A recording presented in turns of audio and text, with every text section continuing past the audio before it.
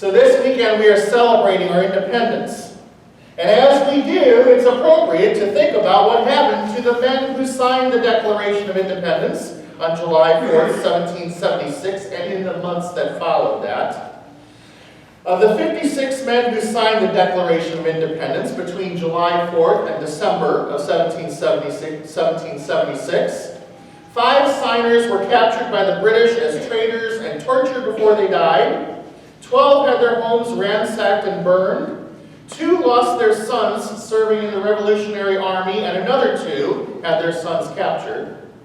9 of the 56 fought and died from wounds or hardships of the Revolutionary War. They signed and they pledged their lives, their fortunes, their comforts, and their sacred honor. What kind of men were these?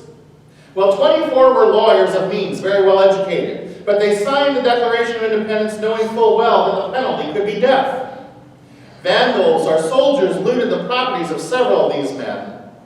At the Battle of Yorktown, a man named Thomas Nelson Jr. noted that the British Cornwallis had taken over his home for his headquarters, and he urged General Washington to fire upon it. The home was destroyed.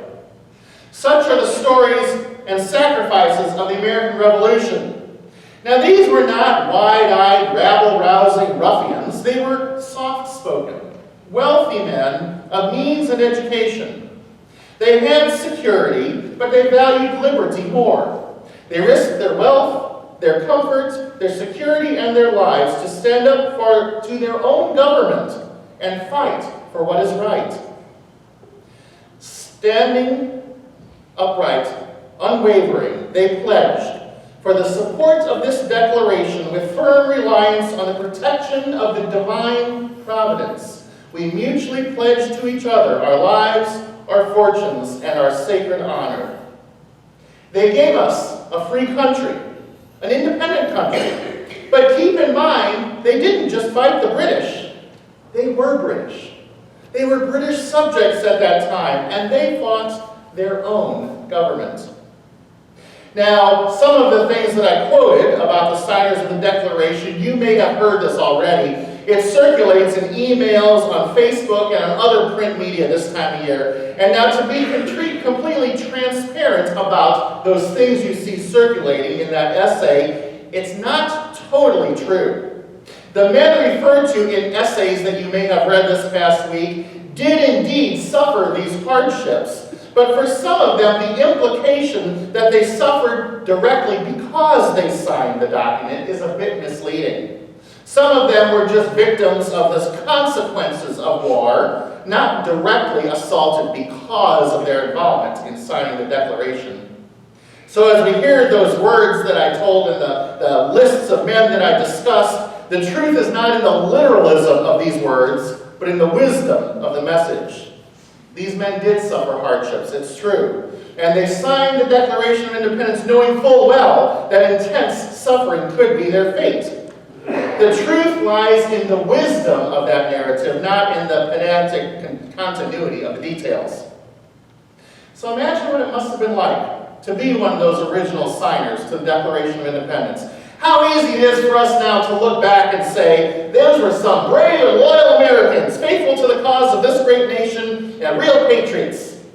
But the reality is that they were not brave and loyal Americans. They were British subjects, through and through. These men, at an average age of 44 years old, had grown up learning British ways, grown up pledging loyalty to the British crown, grown up saluting the British flag. These men were British subjects through and through, and even throughout the revolutionary process, really didn't see themselves as Americans. They were fighting for justice. They were fighting for equality. They were fighting for what they thought was right. They didn't want to rebel against their beloved homeland, but their hand was forced by the stance of their government. Their government perpetuated injustice upon them, dehumanizing them and treating them unfairly. They protested to claim their rights, and when the protests fell upon deaf ears, only then did these loyal British subjects turn radical. So they did what they thought they would never do. They turned against their own country to stand up for justice. They stood against a raging tyrant and parliament with justice and liberty for all as their guide.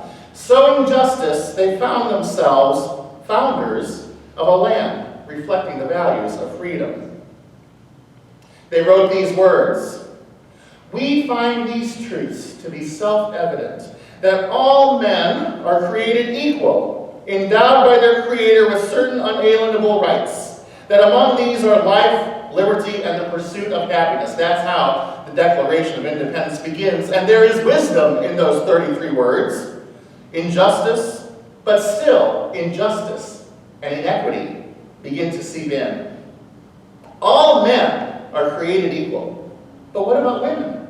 It would take almost 150 more years before women gained the right to vote. And true equality still eludes women as systemic misogyny continues to be an insidious element of our culture today. Certainly, all men are created equal did not include black men at the time of the Declaration of Independence was signed, nor did it include Jewish, Asian, Irish, Italian, or Mexican men in the years that followed. Even today, the flames of racism, anti-Semitism, and homophobia are being fanned by powerful narcissists in our society who do not believe that the idea that all are created equal truly extends to all. These people have taught us that all does not mean all to them. But the wisdom of Jefferson, Adams, Franklin, and the others in the Continental Congress who wrote that preamble teaches us that everyone is created equal, and that all, men and women, black and white, Native American, Central American, Mexican American, undocumented immigrant, and naturalized U.S. citizen, all are endowed by their Creator with certain unalienable rights. Among these, life, liberty, and the pursuit of happiness. All of God's creatures have these unalienable rights, and it is our duty, by the wisdom of the preamble of the Declaration of Independence and the wisdom of our scriptures, to fight for these rights for all, just as the signers of the 56 signers of the Declaration of Independence did, even when, like them, our comforts are challenged. Reverend Michael Stevens, who is the pastor at Southwood United Church of Christ in Independence, Missouri, said this in his sermon last Sunday. He said, "Our family has a tradition this week, like many others do, of watching a grand fireworks show. The night sky is lit up with hundreds of explosions." And Reverend Stevens went on to say, this year, for him, each of those festive explosions represents dozens of immigrant children being held in custody in our country. Many without soap or toothpaste or adequate plumbing, in overcrowded conditions. Far too many may never be reunited with their parents. For Reverend Stevens, this was his way of emulating the efforts of the 56 signers of the Declaration of Independence, boldly speaking out against an injustice and signing his name large and representing the wisdom of the authors of that preamble, that everyone deserves life, liberty, and the pursuit of happiness, even children unjustly detained. That was a bold stance on the part of Reverend Stevens last Sunday. That was a bold stance by the signers of the Declaration of Independence 243 years ago who did the same thing. But such bold stances are nothing new. In fact, Jesus emulates just such an activity in our gospel lesson today. In Luke 10, the section that Isaiah read, has the subtext, the mission of the 70, if you look in the Bibles in your pews, and it details Jesus sending 70 of his closest friends and followers out into the Galilean countryside to visit nearby towns and share the good news with them. But what was this news that they were to share? What was this good news Jesus was bringing them? Our scriptures tell us that Jesus told them to bring a message of peace. Peace to this house, he commands. And when that passing of the peace is returned to them, they will know that they are welcome. Jesus further commands them to stay there and work miracles, healing the sick and driving out demons. Now we know that Jesus did not work miracles just for show, and that the intended purpose of a miracle was not even to bring immediate healing to the recipient, but were intended to point people to God. So by proclaiming peace and by pointing people to God, these 70 disciples were preparing the way for Jesus, sharing the good news of Jesus with the far-flung crowds in the Galilean countryside. Well, Jesus' message went viral. Long before social media was ever conceived, his message went viral through these 70 missionaries sent out who shared Jesus' message of peace and pointed people to God with their good works and devotion. This viral message was part of the root cause of the crowds that followed Jesus through the rest of the gospel stories, and the crowds that continue to grow after Jesus' crucifixion, resurrection, and ascension. Now, had Isaiah read just a little bit further in our gospel lesson this morning, we would have heard about when 70 returned. Those who were sent out returned to Jesus, reporting a great success, and blessings were realized because of their bold endeavors. They did not just sit passively at Jesus' feet, waiting and marveling at what a wise man Jesus was. They actively went out. They proclaimed Jesus' message of peace through their words and through their deeds. They virally shared the good news, not just by nodding and watching, but like Michael Stevens at Southwood United Church of Christ and like those British subjects who dared to speak out 243 years ago, they said and they did and they shared actively. These 70 missionaries sent out by Jesus, they were sent by Jesus, but now the mission is ours.